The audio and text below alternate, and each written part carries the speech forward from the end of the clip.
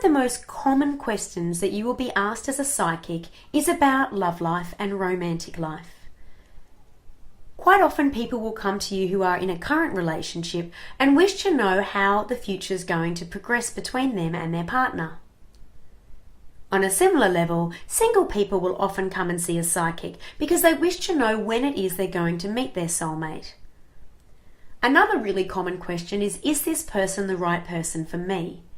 This can be a tricky question because someone might be right for you right now, but not in the future. They also might not be right for you right now, but they will be great for you in the future. So I would always ask and frame those questions as, what do I need to know about my relationship with this person? As opposed to, should I be with them right now? So as usual, we have done our psychic protection and we have cleared the deck and we have asked that everything that comes through for this client is for their best and highest good. So we're going to take the deck, and in this particular circumstance, we're going to ask, this person is going to be a single person who is looking for their soulmate, and they're going to be asking what is it that they need to know about finding their soulmate. So shuffling the cards with your intention as the reader that everything that comes through for this client is for their best and highest good.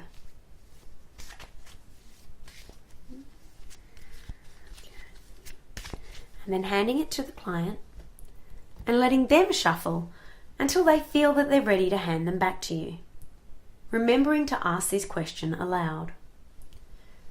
Once they've handed it back to you, spread it in a horseshoe and ask your client to pick 3 cards, one at a time.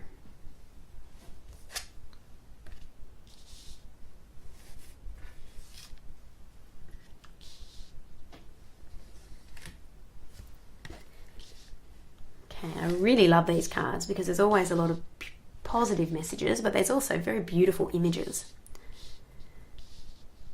I often use these cards at the end of a reading when I feel like I want to add just a little bit of magic at the end. Okay, so the first card is pay attention. And again, this is in the past position.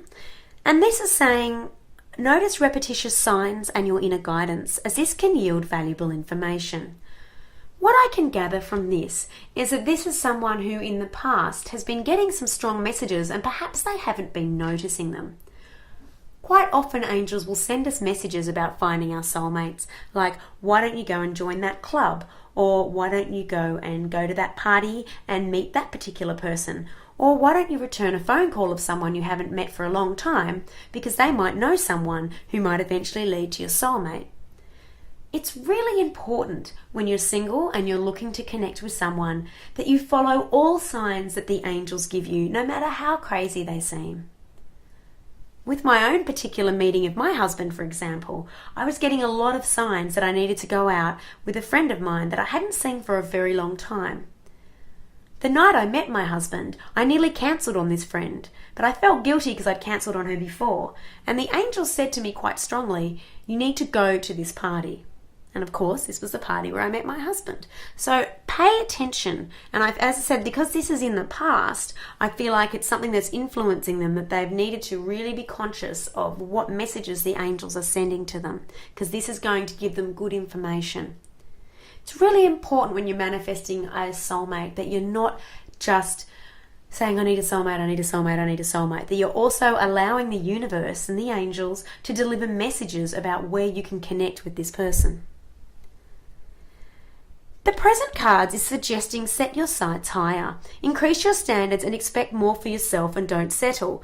Now this is obviously a very funny card for someone to get who's looking for a soulmate, and I'm sure any of us that have been single will know what it feels like when you are looking for someone and you are feeling that you want to make that connection, however that the people you meet just aren't quite what you're looking for, and yet you don't want to be alone, so you settle. This is a very strong message that this person needs to make sure that they are going for the very best for them. Again, they don't have to be a perfectionist in this. They just need to make sure that they're setting their sights for someone who is compatible for them, a perfect person for them. This message is saying very strongly, don't settle, and increase your standards, which means make sure it's someone who you want to be friends with and someone that you want to have common interests with and someone that you know you'll get along with. Very important in this particular process I'm getting to make sure that it's not someone you're trying to mold into who you want to be, but someone who naturally is already like that.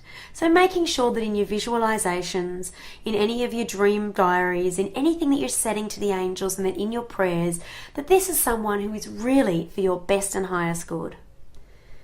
The very positive news at the end here suggests that the worst is behind this person and that positive new experiences are on the horizon.